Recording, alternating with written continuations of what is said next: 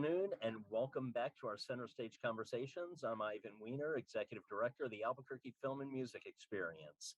We have a great lineup for the rest of the day, starting with this next conversation. And I wanted to take a moment to thank our presenting sponsors prior to getting into this awesome event. We'd like to thank the AFME Foundation, Albuquerque Film Office and Film Liaison Cindy McCrossan, Albuquerque the Magazine, Bernalillo County Commissioner Stephen Michael Cazada, Breza Terrena Olive Oil, Comcast, NBC Universal, Real Solutions Airport Meet and Greet Service, Sunny 505, the Baker Law Firm, University of New Mexico Film and Digital Arts Program, Wells Fargo Advisors and Larry Schwartz, Yamaha Entertainment Group, Jelska Road Productions, and finally, the sponsor of this event, Soul Acting Academy here in Albuquerque, New Mexico. For a complete lineup of all of our events and films, go to our website, AFMXNM.com, and please vote when you're watching the movies for the Audience Choice Award. I'd like to introduce our Director of Operations, Kira Seifler. Great job this week so far, Kira. We're halfway there. Yes, we are, and I cannot wait to listen in on the next conversation, which is the business of acting with Brad Lemack and Ron Weisberg. Just a few notes here for our audience members who are joining us today. If you wish to send some questions to our guests, put them down in the chat, and we'll make sure that our guests get to them as soon as possible. Note that all these question and answer sessions, our center stage conversations, will be recorded and available online until October 11th. So I wanted to take this opportunity to introduce our moderator, Ron Weisberg. Ron is an actor, a writer, director, and acting coach who began his studies at the University of Texas in Austin. Ron relocated to New Mexico and with his new business partner, Chris Rainey, began training actors out of the need to fill a void in the up-and-coming film industry in Albuquerque. After training and working on TV shows in Los Angeles, Ron returned to Albuquerque to save Soul Acting Academy, now Soul Acting Studios, I believe. Now, Ron is focused on creating more opportunities and projects for the New Mexico film industry, working closely with other producers, foundations, and creatives that share a vision for making New Mexico the next national film hub. Ron, it's a pleasure to have you with us today. Thank you so much, Kira, and Ivan, thank you so much. AFMX is such a valuable festival and organization for our community. We don't really understand how valuable these organizations and festivals are until they're gone. So thank you so much, Kira and Ivan, for all the work you do all year long, not just in September. It's so important. And Melody, also, thank you so much for all your technical wizardry behind the scenes. You are so appreciated. And yes, I run Soul Acting Studios with Chris, and we are definitely dedicated to helping filmmakers all over New Mexico get going. And our passion is, just to get you going in your storytelling. And it is a great pleasure of mine to introduce to you our guest today, Brad Lemack, who is a LA talent manager. He's the business of acting wizard. He's written several books on the subject. He's worked with some of the biggest names in the industry. Brad, why don't you say hello to everybody and tell them what's going on with you? Hey, it's 104 degrees here in lovely Pasadena, California. And I feel like I should be asking you the questions. You have really, I'm so proud of you. You and Chris have made such an indelible, happy, positive mark in just the film industry and the growth of the film industry and opportunities for actors and content creators in Albuquerque and New Mexico. And we've known each other a while. We have seen you guys do what you do, and the growth in the last year in both all of New Mexico and in your corner of Albuquerque has been phenomenal. And I think that this festival is also in tribute to all of that as well. And I need to say how honored and grateful I am to Ivan and Kira and the whole team for having me come back this year to be able to have this conversation. And of course to Melody, who keeps us looking okay and sounding okay. So thank you. Thank you. I'm really happy to be here. And it seems like it's a happy time to get together. And although we're not really together, next year, but we're moving in such a positive direction. And I know you guys are feeling that and just seeing that there. So I'm really looking forward to chatting with you about that and what's happening in the industry and hearing from people who are watching who have questions or comments. Absolutely. And it's been such a wild ride since the first AFMX that we premiered Moses on the Mesa so many years ago, and that's when I met Ivan. And it's just been such a pleasure to keep this conversation going and to get to where we are today, and build this relationship with you out there in the LA market. You've been a talent manager for like 40 years. I won't tell anybody. Shh. Why do people always have to bring up the numbers? It's like we have such a great conversation and then the numbers come up. I like to tell people say, well, what's it like working with actors? My default answer is, look at me. I am 27 years old. This is what working with actors will do to a person. No, you know what? Somebody got into this conversation the other day with someone who said to me, 40 years, you've been doing this for 40 years. What incredible history, what incredible stuff you've seen or you've experienced or you've been a witness to. And I think I'm really embracing that. There have been so many incredible changes, so much in the last 40 years, certainly technically, right? But at the end of the day, acting is acting, content creation is content creation. It could be 1981 all over again. We're still focused on great storytelling. So I am, it's a really lovely feeling when an actor you respect and whose work you admire, that actor comes to you and wants to create business together. That's a great feeling. It is a great feeling to discover that artistry in someone who doesn't quite understand what their potential is yet.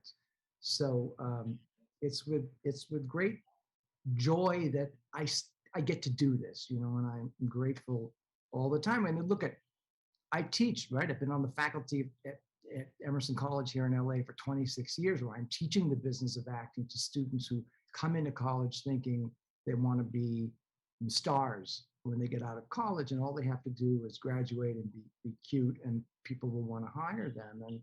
And I sort of take it on myself to go, whoa, we have a lot to talk about between then and now. So it's all one big ball of interesting stuff.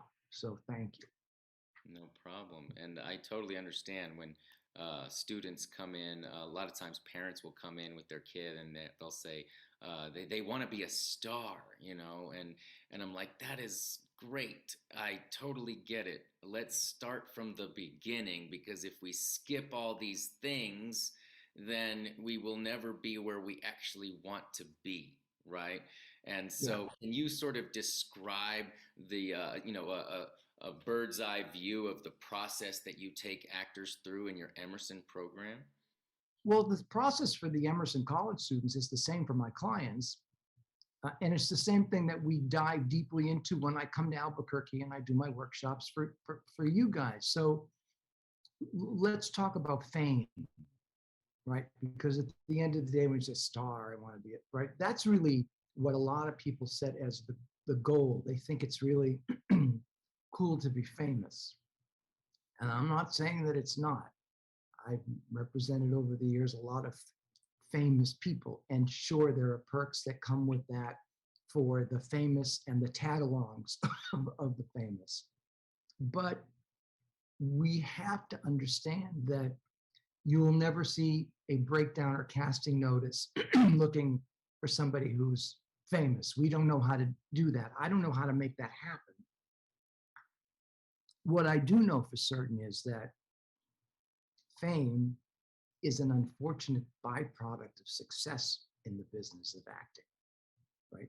If you're good at what you do, your work will get noticed, right? So like if you bake the best chocolate chip cookie, you may not have gotten into that business, right? Vegan, gluten-free chocolate chip cookie. You may not have gotten into that baking business to be famous, but your great product, when discovered, will blossom into that. And I think that we talk about this a lot, and I talk about this in class, and I talk a lot about it with my clients. We can't pursue something we can't reach for or touch. And fame is always something that happens on the other side of the screen. Fame is the audience's perception of their emotional response to what they've just experienced. Great careers grow out of that.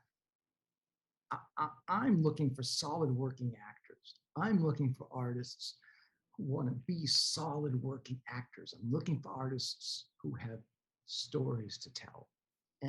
And from that emerges great depth, great richness, and allows you to be very different from that person there or that person there. Because we know, there are many lessons in 40 years of doing this. Here's the top lesson.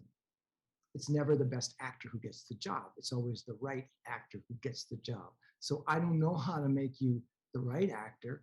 I know how to put you on the road to becoming the best actor for you. Like you're better trained and crafted and you're a better artist today than you were last week. But that's the result of all the work you have done, the training and what you have immersed yourself in on that journey. So I think when we have the conversation about how does one carve out a successful career, it's fun to talk about the fame. Who doesn't like the concept of that? But there's great responsibility that comes with that, and that's a responsibility that a lot of people aren't interested in. Last week in class, we got into a huge conversation about the right to privacy, right? We're in a world where gossip reigns, and we love to talk about people who happen to be famous who we think we know, and we don't.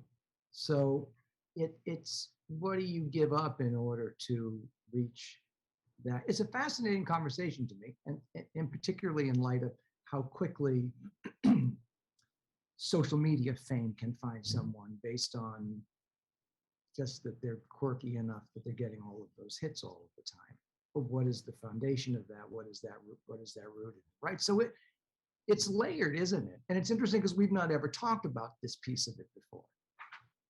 Yeah, and it's very interesting because that's, I think, a lot of people, just we as people, not just actors and artists, we want to be validated. We want to be seen. It is like this human need to we can't exist in a vacuum. We're social creatures, and we need that social validation. And I think that what you're talking about, showing up consistently, it talks to like the compound effect, right, of doing the work and making a good impression wherever you go. I think that is a huge aspect to the business that people, are wanting to skip over because, like you said, it's about being the right actor for that part. And you never know if you are going to be the right actor for that part. But you always talk about this concept of booking the room. Yeah, for sure. And you'll never know if you're the right actor. You just have to know going in that you're the best actor, whether you're the right actor. It's out of your hands. But look, you just used a very interesting word. You said looking for validation. And what I'm suggesting is that if you are frustrated from the hunt for validation that you're not feeling, you're looking for it in the wrong place, right? You want to seek validation from stuff that's realistic for you to be able to seek it from, right?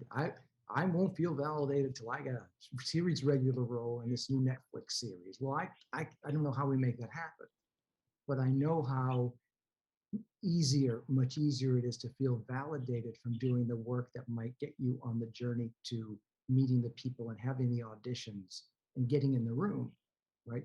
Validation is about all of those steps. And as a quick side note, these days when we talk about booking the room, we're talking about mostly booking the virtual room now, because even though we're emerging in very positive ways from this pandemic, we are not really ever going to go back to first auditions in the room, except for commercials. I am seeing that a lot out here, that where before we were live, virtual, or self-tape, commercial auditions are now coming back in person, but not theatrical, which is great for all actors because it broadens the net. It lets more people be seen for those roles. So, you brought up an interesting and important keyword. You can't feel validated and successful if it's not something that's achievable by you, and it should be. Otherwise, you're just in circles, and it generates frustration, and you're going to feel like, why am I doing this? I don't feel progress along the way. So it's just how you define it, where you look for it, and where you find it. Yeah. And just so everybody knows, feel free to send in questions. Right now, we've got a question about the responsibility of fame. And what is the best advice that you can give for actors about managing the stresses and the realities of fame? So we're still hooked on this notion of fame. Like, okay, but what about when I do get famous? How do I manage that? Right. It's a huge question, and I think we've seen some great examples in particular in this last year. So I'm not an activist, nor am I intending to create this into an activism platform, but I will use this as an example. In the last year, we have seen famous people talk about getting vaccinated. We have seen famous people talk about not getting vaccinated. And someone who's famous to you may not be famous to someone else, and someone who's famous to that person over there may be someone not on your radar entirely, but they have nonetheless created a platform from which the spotlight shines. And some celebrities will use that platform to move forward a political or social agenda that matters to them, that they're passionate about, right? That raises the question of, well, should they, right? And the answer for me to that, because I've had clients who wanted to do that, and clients I've talked out of that, and clients have created messes for me to manage through because of that. There's risks. It's a system of risks and rewards, right? So if you're a famous person and you come out with an opinion on an issue that someone's going to have an opposing opinion on, you are going to create great adoration from the people who agree with you, and tremendous from the people who may not see your movie or watch your TV show or buy your album or see your theater piece or go to the movies, because they get pissed off at you. They don't agree with you. Now they know how you feel about this thing. Before you opened your mouth, you were all on the same page because nobody made it an issue. But now it's all out of the closet, and there it is. So that's a really big conversation. When we have an expectation that famous people are role models, right? They don't just become role models overnight because I'm famous all of a sudden. Now I know the way to go. Now I can be a mentor. I can tell people, everybody is the same. It's just the presence is magnified. It's a bigger spotlight. It doesn't mean that now famous person is going to be any more responsible in how they behave than they were when nobody knew who they were. So it's a slippery slope, Ron. It's a fascinating conversation to have in this vacuum we're in. But when you're a talent rep and you're trying to deal with that, or you're trying to say, how do I spin this the other way? Or how do I avoid it completely? It is why I look like this at 27, right? So I always would say that an actor has obviously the right to behave and be public about whatever they want. I just caution that when you do that, and we've seen this in political campaigns with well-known people who have endorsed social issues one side or another, or presidential candidates one side or another, again, there's a fallout from that. And it's not just potential. There's a fallout from that. Look at, it seems like yesterday, but it was probably what, 20 years ago when the Dixie Chicks got themselves into a huge uproar because Natalie Maines was chit-chatting in between a song on the stage in London and said something about President Bush and the war.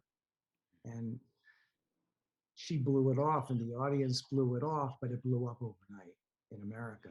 And it nearly cost them their career and it forced them to rebrand, reimagine, rebrand everything in order to be able to come back to a new audience. So you've asked a very, very simple question to which it's layered in the answer. All the answers are fascinating and it makes for great conversation. We ought to do a coffee symposium seminar about this because I'm love to hear what people think, right? Because we do pay attention. That's why we're so interested in gossip, right? But I think it's important for us to, at the end of the day, do, ask people what they think and then come away, make our own decisions about stuff.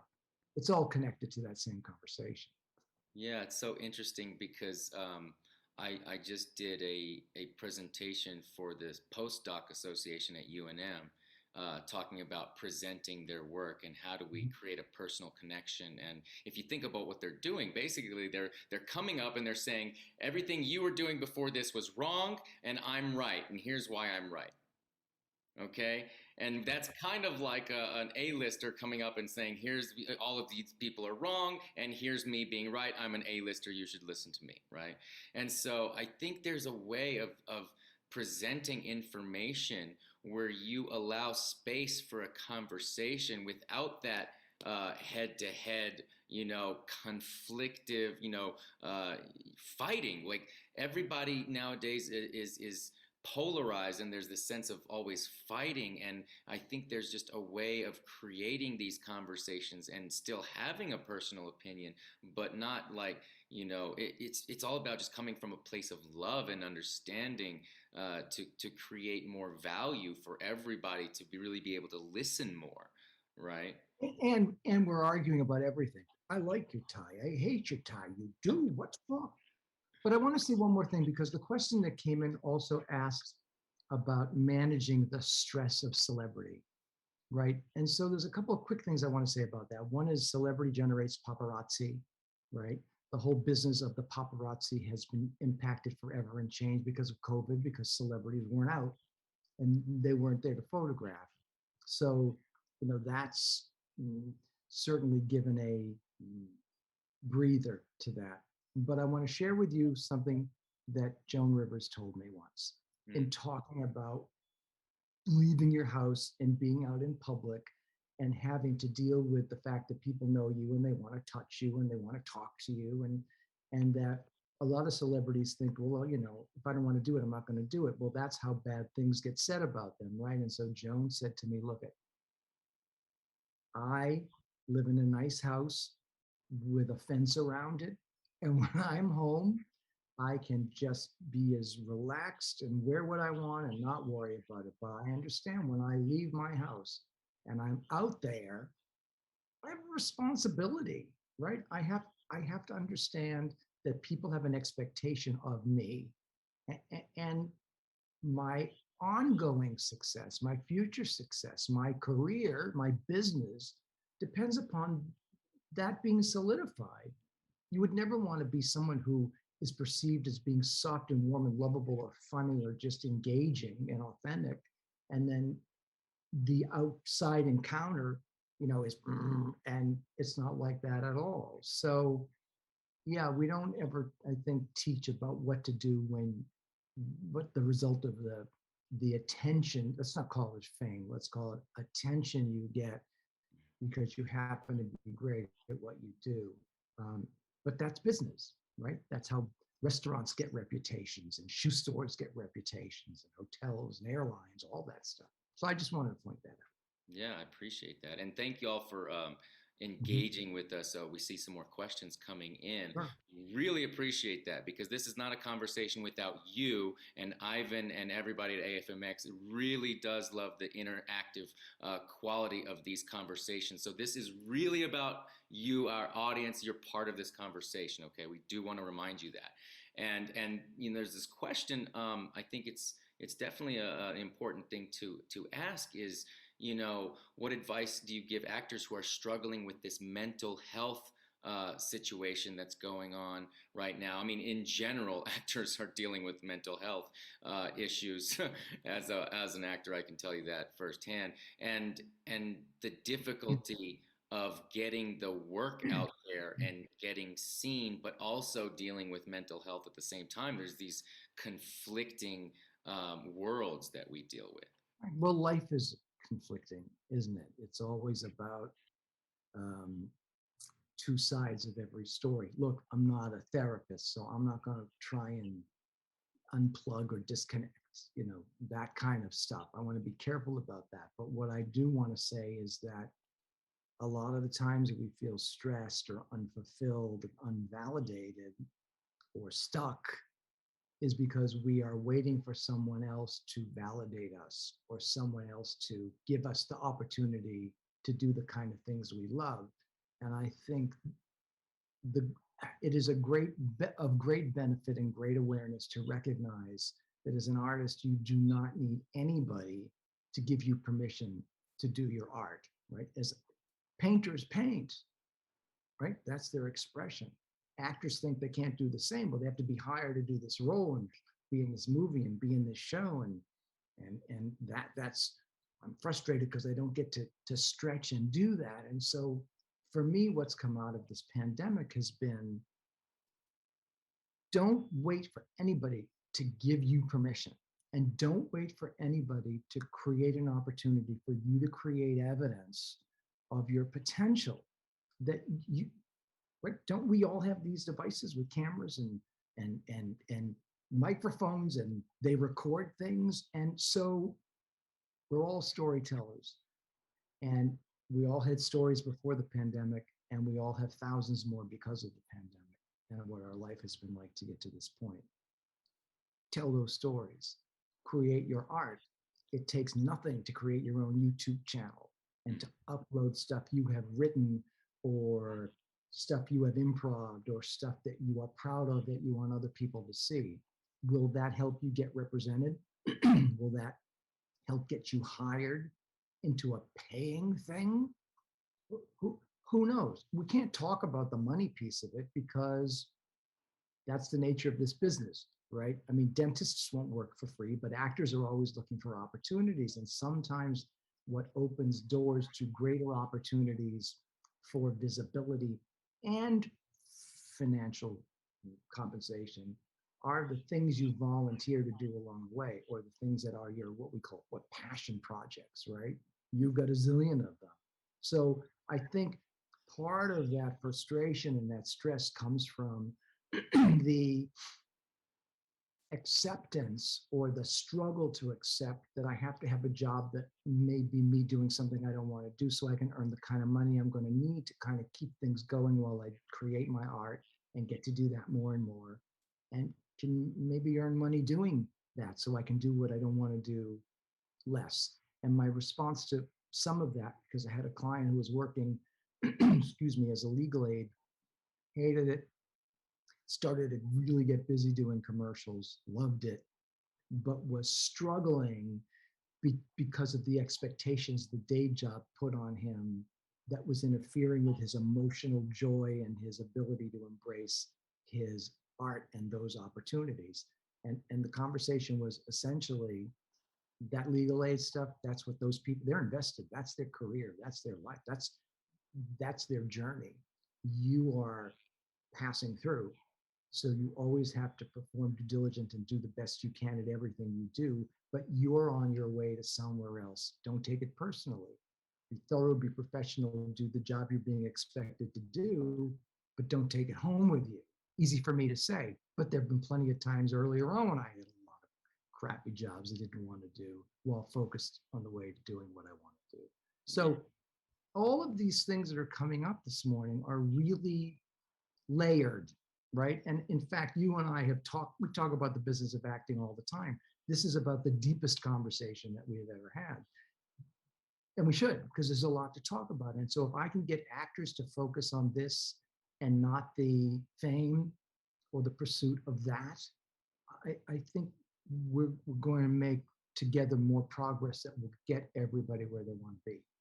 Absolutely. And you mentioned the idea of passion, and we both know, we both talked about this, that you have to come from a place of passion where it's not about the money, it's about doing what you love to do. So I think that anybody out there, inevitably it's about fear. This is when I have an acting class, the first class I dedicate to fear itself, the fear of acting, the fear of expressing yourself and putting yourself out there in front of other people, and they can judge you, and there's all this fear. And so the difficulty of getting your work out there is that you fear some kind of boogeyman other that is judging you, but what you should really be fearing is not doing it, not pursuing your passion.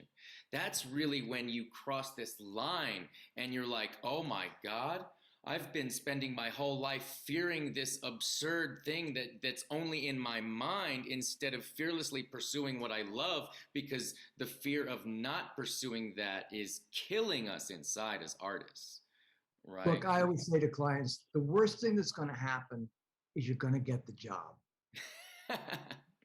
And you're going to have to show up, and you're going to have to eat food that's not that good, and you're going to have long days, and you're going to work like for 2 minutes but sit around for 12 hours. I mean, that's not fun, right?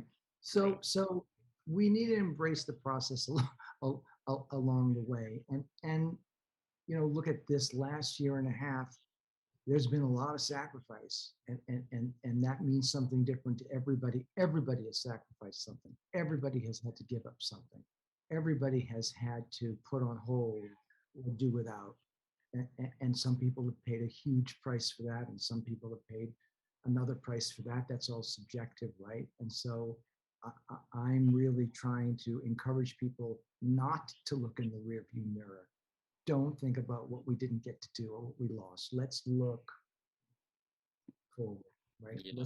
Let's try to make this happen, and let's take advantage. We're unpacking a lot of stuff today, but at its core, what really is it that you want to achieve? What can you achieve on your own that you can feel validated by having achieved, that doesn't require somebody else to hire you or give you permission to do? And I think for artists, it's really important. We talk about the financial piece of it separately, because that's not the fulfillment. Is if I pay you $125 a day for an ultra low budget film, does that do it, or does it have to be $980 SAG scale? I mean, does that do it, or does it have to be $1 million an episode? Might that do it? I don't know how. I don't know how to do that. But everything up to that point is certainly thought of the conversation and how you develop a healthy actor. And at the end of the day, those are great people.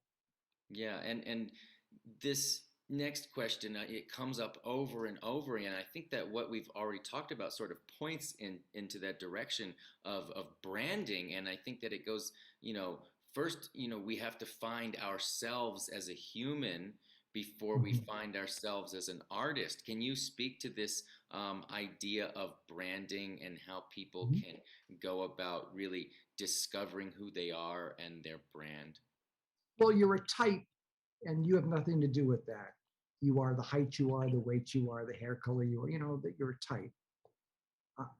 Branding is important, but branding is what happens once your career is up and going. The industry almost suggests to you what your brand would be. And then later on, a client who only does comedy and has been very successful in comedy, and she said to me, I want to do drama. I want to play a judge.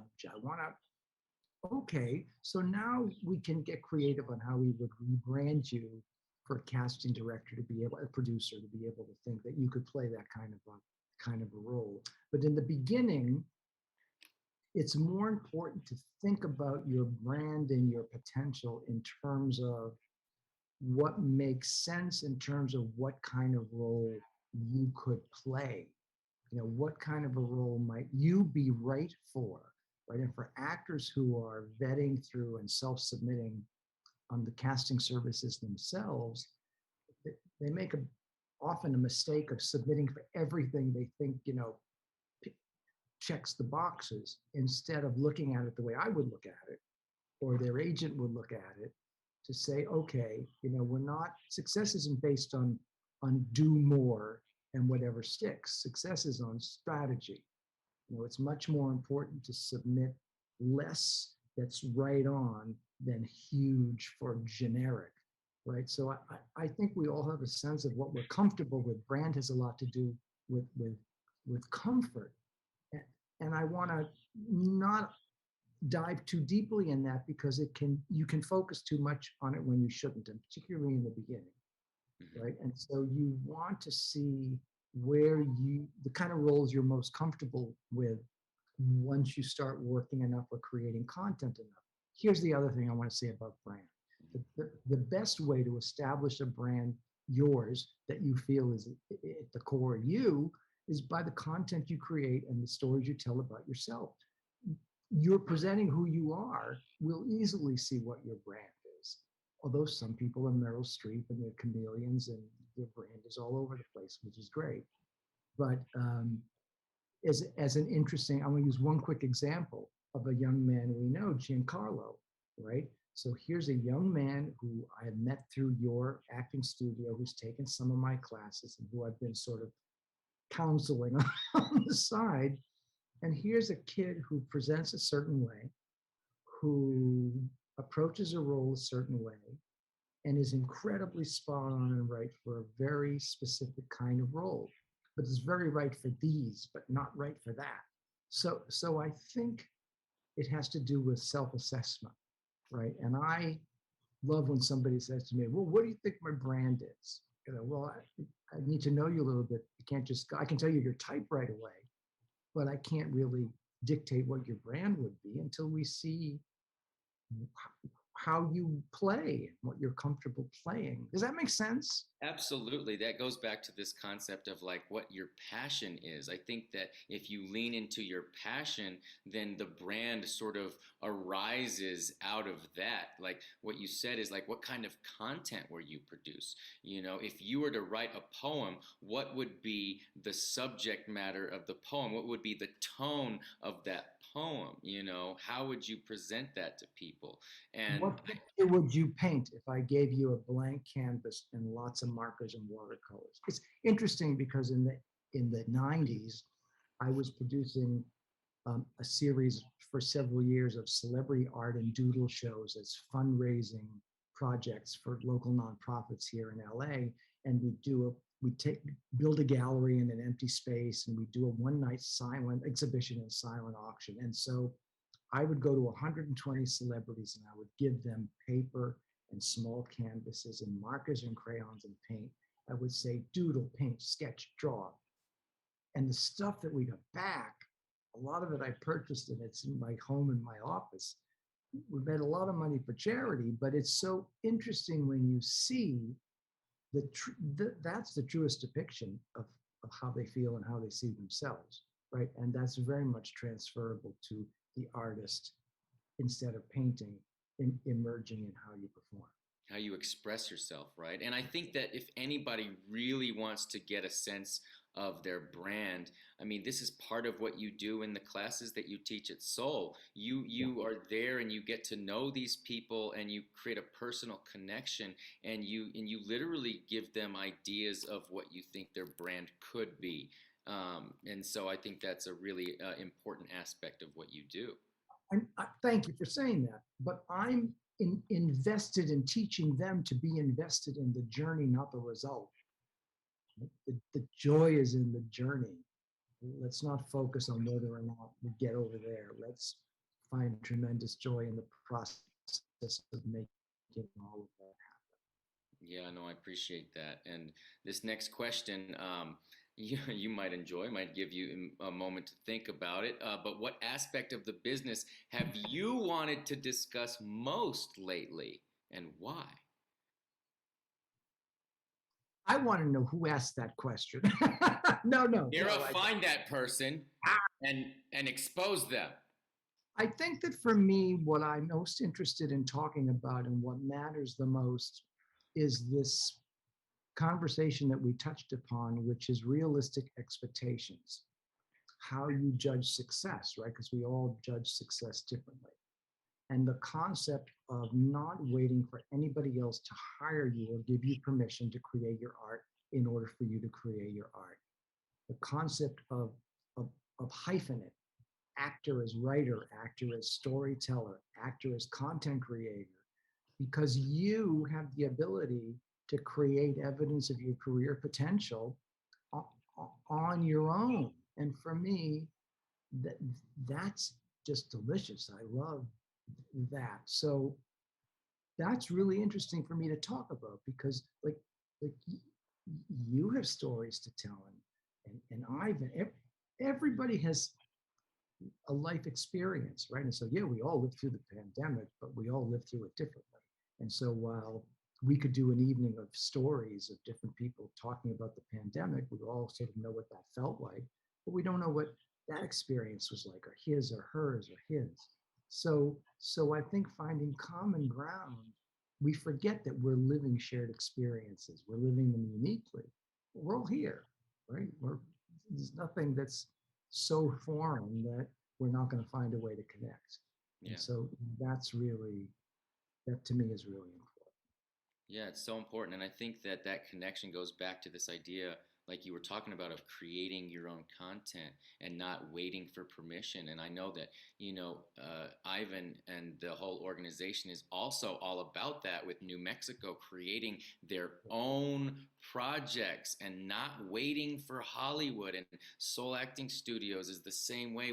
We are, teaching filmmaking and screenwriting with Matthew McDuffie and doing as much as we can to get everybody to understand we cannot wait. We've got to do it ourselves. And I think that's what you've always been talking about from square one.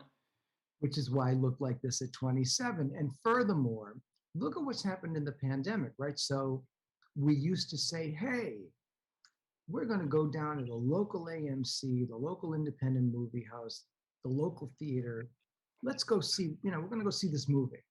Well, we didn't get to do that during the pandemic. So what has changed? The audience experience has changed because instead of going down the street to the mall, well, we're looking online and we have global possibilities of content, right? We can see stuff that's produced everywhere by people we never heard of. And like I've become addicted to BritBox, right? And so I'm like diving into all these things that I go, wow, this is really great stuff that I knew nothing about before. So as audiences, I think our experiences become so much richer, right? And look at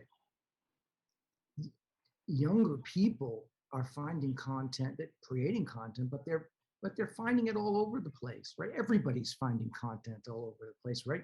Jump down that rabbit hole, just Google, go on YouTube, put in a topic.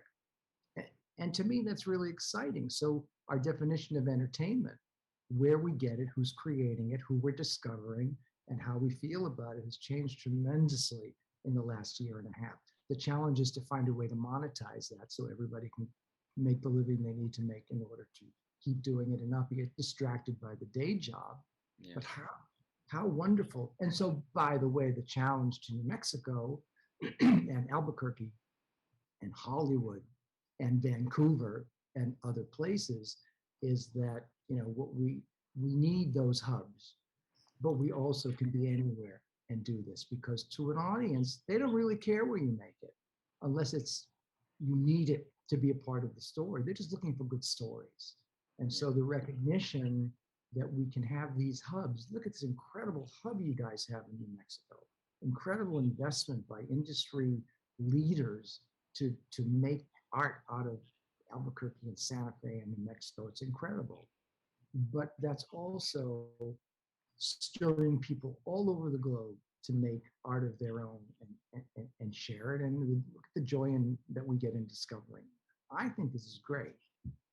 Yeah, absolutely. And it goes back to these film festivals like AFMX. Now this is online, global. Anybody can see this all over the world.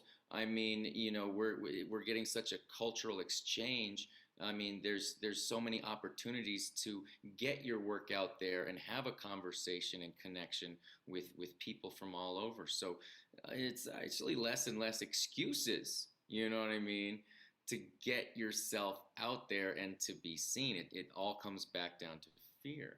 Let's not use the word excuse. Let's use instead undiscovered opportunity. Right? Let's go positive on this. Let's understand that, you know, maybe there's a little bit of that fear factor that has prevented you from discovering opportunity. But let's not look at it as let's not invest in my excuse why I haven't done it yet. Right? And so, you know, that's the whole thing about, well, COVID, I haven't been able to because of COVID, I haven't been able. I don't want that. I want you to be looking ahead saying, okay, so maybe I didn't get to do this before, but before doesn't matter.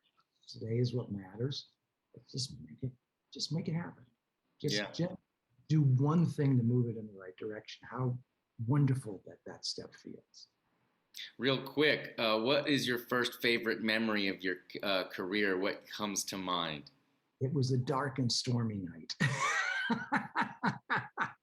My favorite, well, initially I started out wanting to be never an actor because I don't know how you people do this, but I had a career as a talk show host in Boston before I came to Los Angeles to go to work for Norman Lear to do all that this has become.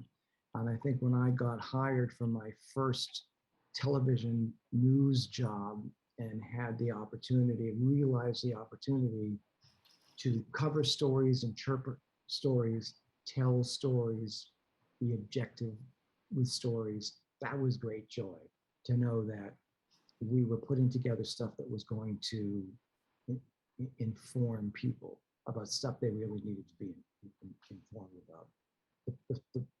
My embraced celebrity story, when I first went to work for Norman Lear and I was in charge of the Jeffersons publicity and the season was just beginning and we had some filming that we were doing for promotion stuff, and I called in some of the actors to do some of that work. The first actor who showed up was Isabel Sanford, who played Wheezy on the Jeffersons.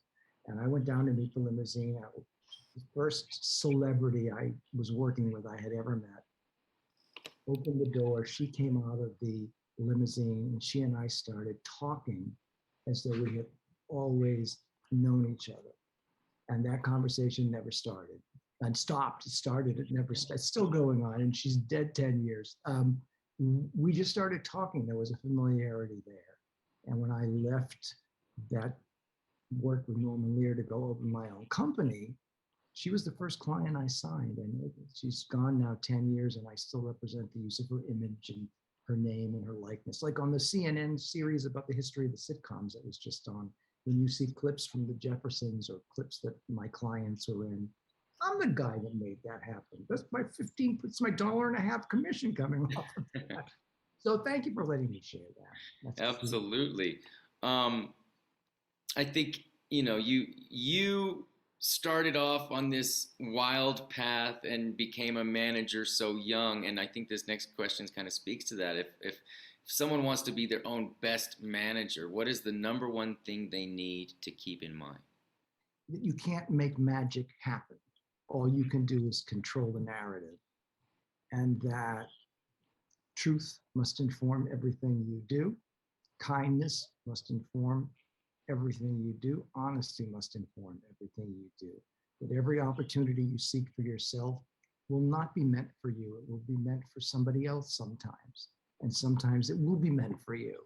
But there's a give and take. And just because something doesn't work out the way you think it should, it's not a negative. It doesn't mean you lost. It wasn't a competition. And I think trying to approach this as a business to produce and to market the best product that you have and never fail from believing in the viability of that product, even if business is slow, is a very, very important thing, because it is about the investment in the long term, right? So look, the examples of people who hit very quickly, some keep going, most don't, but it's the slow and steady, and it's the consistency, and it's the commitment, right?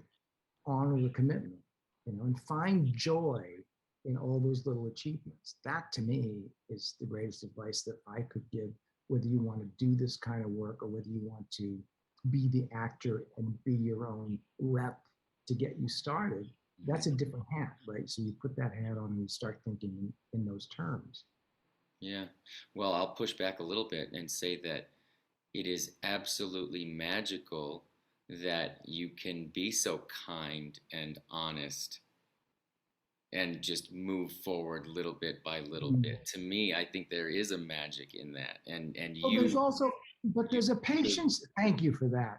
Thank you for that. Yeah. I'm not taking that, but thank you for that. But there's a there's a patience in that, isn't there? Right. And so if you perceive that from me, that's because I believe in you and I know that you have the ability to do that. But you have to pace this, and you have to breathe, and you just, it's not a race. It's not a race. It's not going to happen in a time frame that you want it to happen in. Right? It's the universe, right? Do what you got to do, right? And just follow your path. Follow your path. Well, on the flip side of that, this next question sort of slips into some of the negative, and it's someone wants to know, what's the fastest way you can sabotage yourself in the business? Believing that you already know everything you need to know to be famous and be successful, and to start to be angry that you're not being hired, or feeling that the people who don't hire you are making a mistake by not hiring you, by being envious or jealous of other actors who get work that you either think should be coming to you or just get work at all. That's sabotage. That's self-destructive. I think if I were an actor and my friends were actors, I would be joyous. I would be thrilled for every opportunity they get, because that's opportunity that's meant for them, right? And so when your crew moves forward, so do you too, right? Because don't we always bring our friends along with us?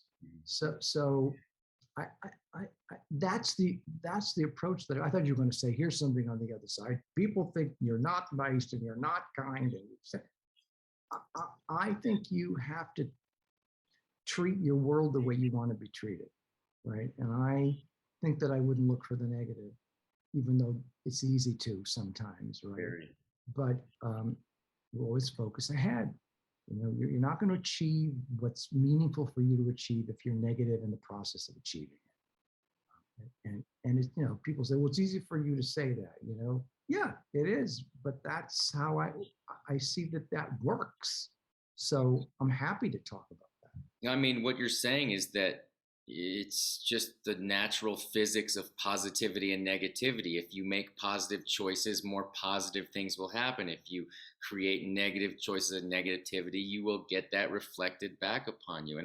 And what you said about not being jealous of other actors because their success is your success, especially in a small market like New Mexico, when we get an actor here that books a major thing, that has a huge impact. That says that, hey, we have actors here that can book major things. That makes everybody look better. So you should definitely be happy when something like that happens. Right. And that's happening more and more in Albuquerque and throughout New Mexico.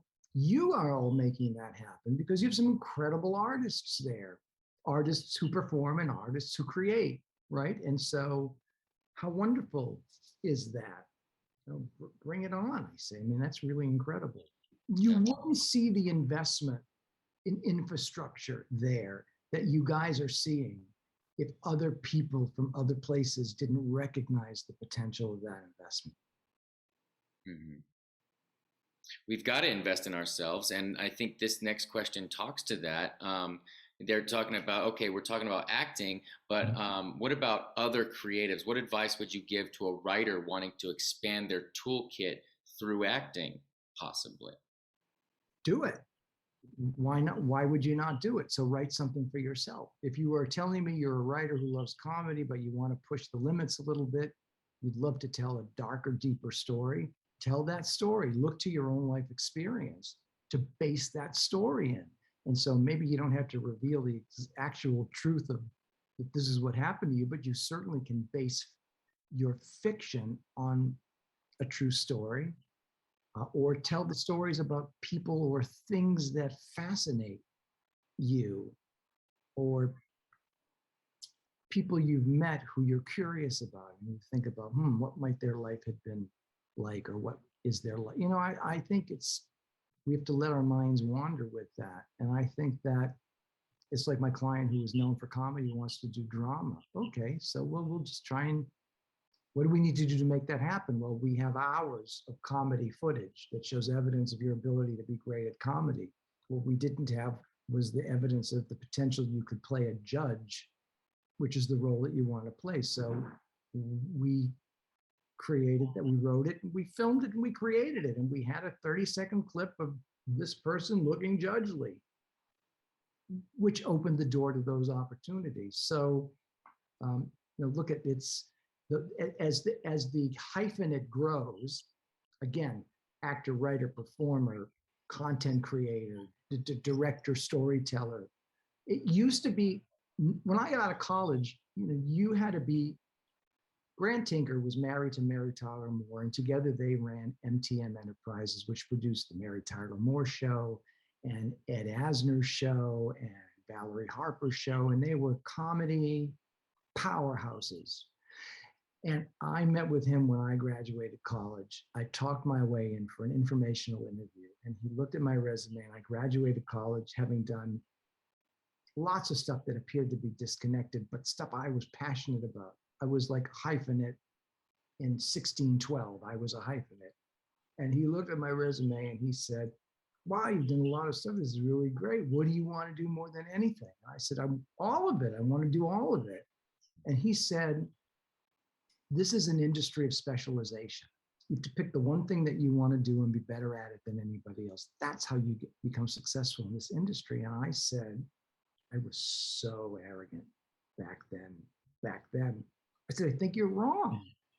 I think you're wrong, and I'm going to prove you wrong. And he laughed. And he said, okay, show me what you got. And my career played itself out. I stayed in touch with him as he left that company, became president of NBC. I would run into him at various industry events. And he said, yeah, you showed me. You showed me. It's the beginning of the concept that the old school in Hollywood was, yeah, you're the best makeup person, you're the best hairstylist, you're the best editor, you're the best casting person. But look at all the platforms we now have that we never had before.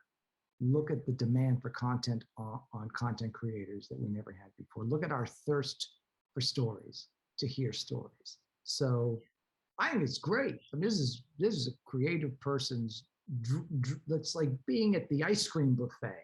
So I think that these are great times. And if you think you want to do it, right? Better to do it and say, oh, not so much, than to wonder what it would have been like to try it. Yeah, and it goes back to what you said about the hyphenate. It's like everything you do in a different creative way will feed back into what you were doing already. And so to become a better writer, I do think it's important to take acting classes to see the process of the actor. And you can definitely take that directly to all the writing that you're doing. So if you're a writer and you've never taken an acting class, you should do it. You should definitely do it. Absolutely. And improv, which you guys offer a great improv class. I am an advocate for free form improv, long form improv, because there's nothing that will build your confidence more than the ability to learn how to get up on your feet and be faced with any situation that you know or you can't predict is coming, and be unflappable with what to do next when that happens. And so that's why, look at, improv works in corporations to teach executives how to be empowered. And so I'm saying for creatives, not just actors and artists, the ability to think quickly on your feet is a great skill to develop in moving you forward. in whatever you do. I think anybody should take an acting class or an improv class because, I come from a place of discovery. If you are good at discovering and moving forward, then this will help you in every aspect of your life. So, yeah, take these tools that are available and train and learn, and you'll be a better artist at the end of the day. There's just by the nature of physics alone. That's the equal and opposite reaction. If you put more into your creativity, you're going to get more on the back end, right? And I've had this conversation with clients who've been working actors for a long time. When was the last time you took a class? I don't know why you should be taking one now. And people think that they take one acting class, two acting classes. No, this is like working out. Like, look at the people that play professional sports. They're doing the basics every day, day in and day out. They're practicing passing and shooting every day, all the time. And aren't they performers, right? They're performers. And I will tell you, for older actors, what I push them into, they get cranky, but I push them into this improv class where you will be playing with people who are so different from you.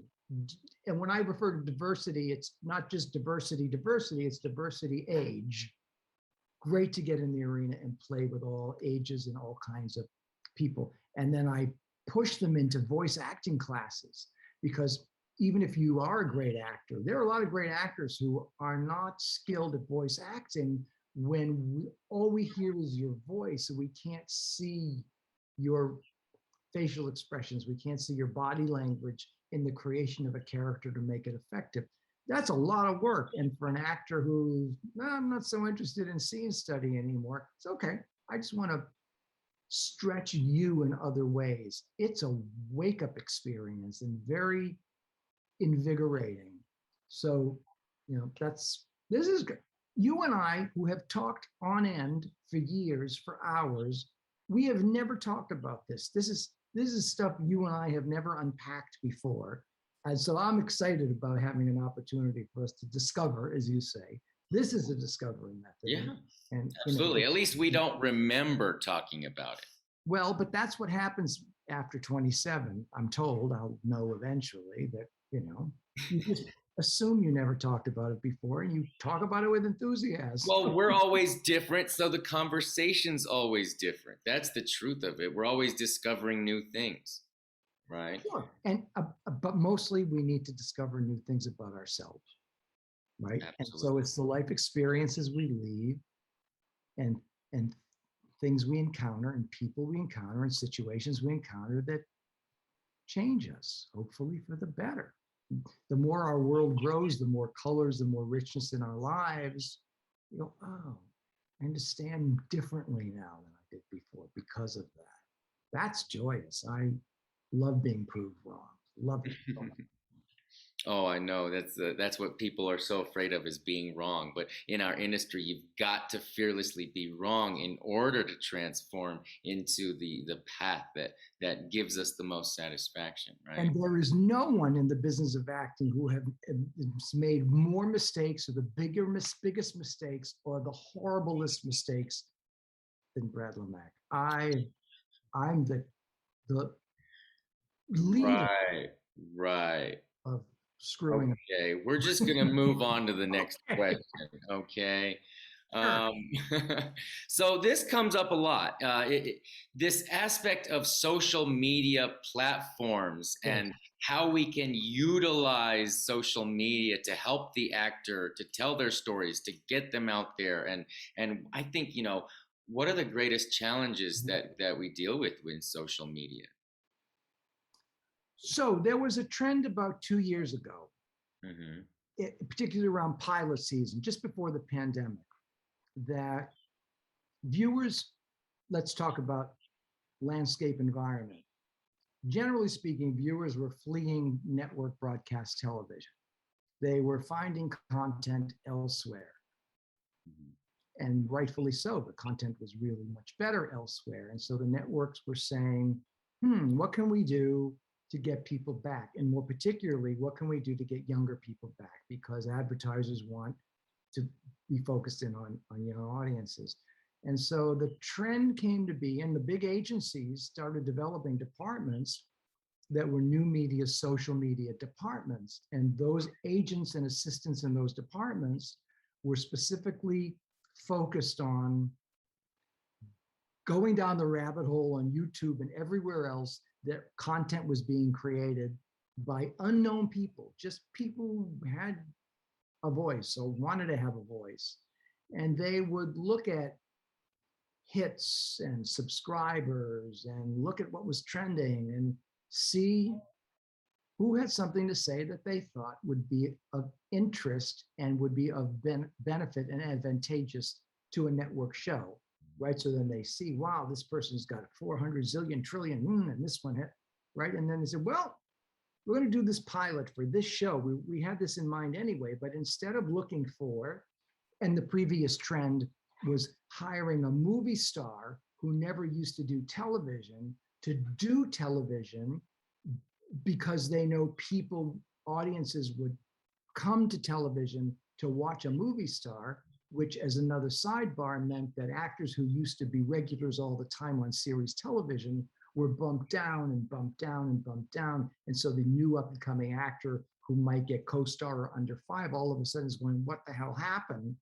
That was the trend. So now they're saying, I never mind about the movie stars. We have to get some of these, let's get the biggest person on TikTok. Let's get the biggest. And so they started putting those people into shows and into pilots. And they discovered a couple of things. The popularity didn't always transfer from the online platform to the new platform on broadcast network TV, for example. But more importantly, the person who was the big zillion hit subscriber base on that platform really wasn't too talented and didn't have the ability to deliver in a structure that wasn't of their own making. Right. Where they were comfortable, they were in their home, they were in their wherever they were, it was their space and they were shooting it and editing it and special effect, whatever they were doing it and doing it brilliantly. And it was authentic, really authentic. And that's why those numbers grew. Right. And you say, okay, I'm going to take you from there and dump you in here into a complete unknown where you have no level of comfort whatsoever. And in a lot of cases, not the training to be able to meet the challenge. So they sort of got away from that. So we come full circle, and it gets a really long answer to what was a very simple, short question, which is here we are back at, let's look at new media, let's look at social media, let's look at TikTok, let's look at all of that. The popularity has never been huger, right? And so audiences, demographics are finding that's the content that desirable audiences want. They don't necessarily want to sit at home and watch the remake of Doogie Howser, right? Or the Wonder Years. Their parents might, or their grandparents might, but those aren't the audiences advertisers necessarily want. So that's part of the change and the shift in the landscape. At least look at, what do I know? This is an opinion, a perspective based on what I'm seeing. But the trend seems to be that if you want to reach the audience that is a younger audience that is supposedly holding up the industry, right? Because of the economics that they can bring to it as consumers, we're seeing greater advertising dollars put into those kinds of talent and those kind of projects. So that for me is the trend. So when you ask, what about social media? My simple answer is do it. Do it. But be mindful that anything you post is there forever. Don't do anything stupid. My discussion with my college students is, if you're out and you do something stupid and you're having too much to drink, or don't post that, because that will come back to bite you in the ass, and we don't want that to happen. Right? Be mindful of what you are doing, because it's a business endeavor, right? It's you're building layers to present to the world who you are, and you just give it time. Give it time. Yeah, and I think that, what you're talking about makes a lot of sense. And just to be very simple about it, it's like if you've got an actor and they're up against another actor and they're both of equal talent and training, aren't you going to look at how many followers they have on social media, and that might be like the tipping point of who they decide to go with? I would never sign any artist because they had 6 trillion, billion, zillion, anything. Yeah. I'm looking to sign not numbers, but a person. Yeah. I'm looking to build a business relationship with a person. You may be able to bring that to the table right now, but that's right now. And I'm not focused on right now. When you seek representation, you're looking to do differently than right now. Right. Online, new media, social media audiences can be fickle too, right? They'll cancel you in a second if you look the wrong way or you do something they don't like, or they get bored, or, so it in a way it's complicated, in a way it's never been easier, right? At the end of the day, it's the same now as it was 100 years ago in the studio system in Hollywood, right? We're looking for potential. We're looking who can deliver the goods. We're looking for who's the best actor to tell that story, and then build on it from there. Yeah. Yeah. And well, we don't have a lot more time, a couple of more questions, but one of them is, what does it take to become a business manager for talent? You might know this. Medication is a very, very first priority. Do you have a certain brand of medication that you prefer? Mine is liquid. Oh, coffee. No, all right, if you want to say that's what this is,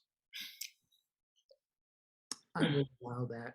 I think that if you want to do this, you have to understand first and foremost, it's a business. I never started out a business person. I started out interested in art and creation and just that industry stuff. I've learned how to become a business person over the years because I had to. However, on the other side of that, if you have a Harvard Business School or Wharton Business School graduate who wants to get into this business, they better know something about creativity and artistry. So it's a match between understanding the nature of the beast, how the industry works, how you grow a business in this environment, how to control costs in this environment, and how you invest in this environment. Look at that. The truth is that it costs us a certain amount of money and human energy every month to represent an actor, a client, a writer, whether they work and generate income for us or not, right? So we have to understand, is that an investment worth us making? Is it you could be talented and wonderful and lovely to go have lunch with, but is it a smart business investment in terms of the product we can create and launch together? Does it make sense? Now, I may say no, but that person over there who's sort of we're in the same industry, different businesses, might see something that I didn't see and go, yeah, sure, we can make this happen. Happens all the time. So I think you have to go on it's instinct, really, right? It's not about balancing the checkbook, although that's sort of important. But I think it's understanding the landscape and the environment, and understanding the industry, the history of the industry. I want to tell you that so many of my students, I will say, I'll make references to what it was like in the studio system 100 years ago when studios signed actors to 7-year contracts, right? And what that meant. And they look at me like, well, why was that so bad? Or what was wrong? Don't just come into this business today. There's some incredible things that were achieved. We've been through a lot to be able to make it look easy today. So I'm not saying you have to struggle in that way. What I'm saying is it would be really helpful and you have a greater sense of appreciation for what we're all able to do now if you understand the struggle and the triumphs that the industry has gone through in order to get to this point today. Yeah, absolutely. And about being 27 years old, how do you stay sane and young in the industry? And what have you discovered for yourself? Yeah, drugs. Yeah. I think you have to have a sense of humor. I think you have to have balance in your life. No sense of humor. You know, no, seriously, what it is, and I talk about this a lot, is it is that balance question, right? Your life has to be full of all kinds of things. You have to be curious about all kinds of things. You have to get out of your office or your house and move and go to a yoga class or do some Pilates or be a vegan, make choices that are healthy for your life, right? So your life is full of, I know tons of people who have nothing to do with this industry. God, I love that. I'm so curious about what they do and how they do it and what they've learned and where they're from. I love that. Last month, I was in Alaska for a short period of time, and the joy of being in a small coastal town in Alaska, where that's the life, this is what these people do. It was the greatest discovery for me to just talk to these people about what their life is like and how they manage and how they balance, and fascinated about, oh, what's like in Hollywood? Well, that's not as interesting to me to talk about that as it is for me to hear from you about how you live. So for me, that's how you stay relevant and sane and fed, both literally and figuratively. I'm very grateful. And to you, very much. Well, same to you. This also speaks to the next question, and might be the last question because we're ramping up here to the end. What is the major difficulty you've had in your career that you've had to overcome, and how did you work it out? You know, what was like one of the greatest challenges that you've had, and how did you work it out? My belief in a client's potential when it was very hard to convince other people of that, and not wavering at all in my commitment to that client when other people didn't see it. Mm-hmm. I saw it, and I knew that eventually I would find my way to other people who saw it.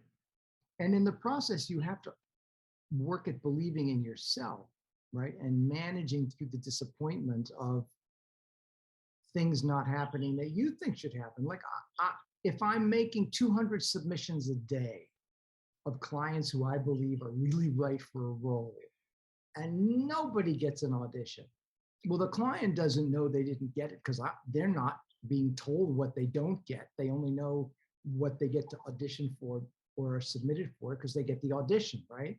But I know what they were submitted on and didn't get to do. And so I have to try not to take that personally, right? I have to remind myself of everything that we've talked about, that not the best actor, it's the right actor, and it wasn't their opportunity to have. This one was meant for somebody else's. Well, that is about everybody's team. The danger of that is you have an agency who's only focused on the 10%, and they'll say, well, the numbers don't add up, and we've been at this for 6 months. Off you go, it doesn't add up. That's a completely foreign concept for me. I'm not invested in that way.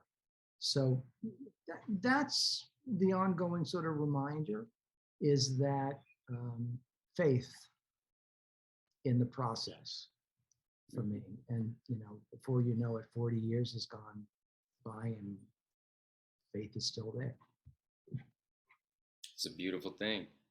And I run into the challenge, you know, now that Chris and I have taken over Soul Acting, you know, that balance between my own personal journey as an artist and balancing that with my journey as sort of a leader in the community in terms of, you know, getting people to train and creating opportunities for other people. It's a really interesting balancing act, and I'm still figuring it out. And I think that it's just the only way we can approach it is to discover what's going to be the best for everybody and not just ourselves, because we exist in a community, right? And you know, this last question is, what have I learned from you over this time of knowing you? And it's a lot, but I think that what I've learned most is that your kindness and your positivity shines wherever you go, and it really does it transforms other people whenever you meet them, and it helps bridge gaps and dissolve barriers that people are creating for themselves. And I have to constantly remind myself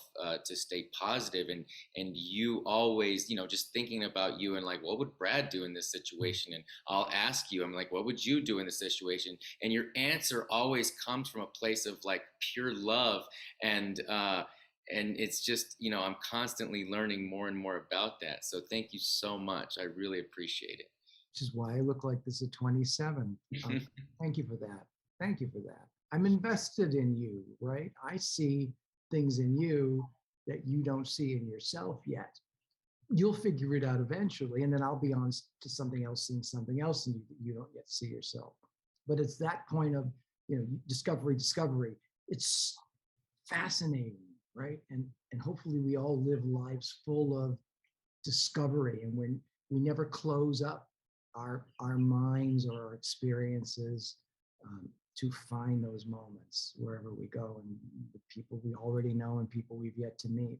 Thank you so much for saying that. I feel great love for you and such appreciation for the opportunity that you guys and Ivan to let me be a part of your community. I mean, what a gift it is to feel a part of that, which is why it's so joyous for me when I get to come there. I'm so looking. We got a couple of trips rest of this year, which if anybody wants to jump in with the class with Brad, he's coming November 13th for his Business of Acting seminar, and then December 4th for his Lights Camera Action Plan, so that you can create an action plan for your 2022 acting career. Well, I'm going to be very mean in those classes. I'm going to be very mean. He's so mean. There's no sarcasm. And thank you so much to AFMX, Ivan, Kira, Melody. You guys are so great. Keep doing what you're doing. It has a huge impact on the community.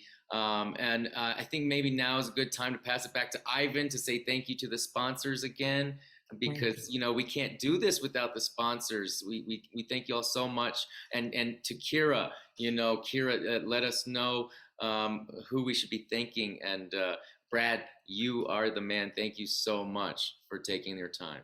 Thank you guys. Thank you. And good luck with this incredible event, which is so important, and what a gift this is to the industry, local and global. And I'm so honored to be a part of it. Good luck the rest of the week. Thank you.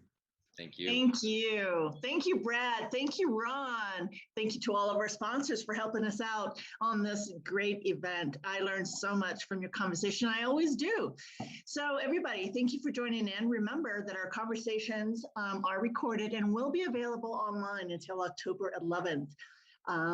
Stay tuned for our next event, which happens at 4:30 p.m. Mountain Standard Time. It's our film block number 5 with our moderator, Sean Hettinger. And if you want to see the complete lineup and get tickets, visit us on our website at afmxnm.com. Until then, have a great afternoon.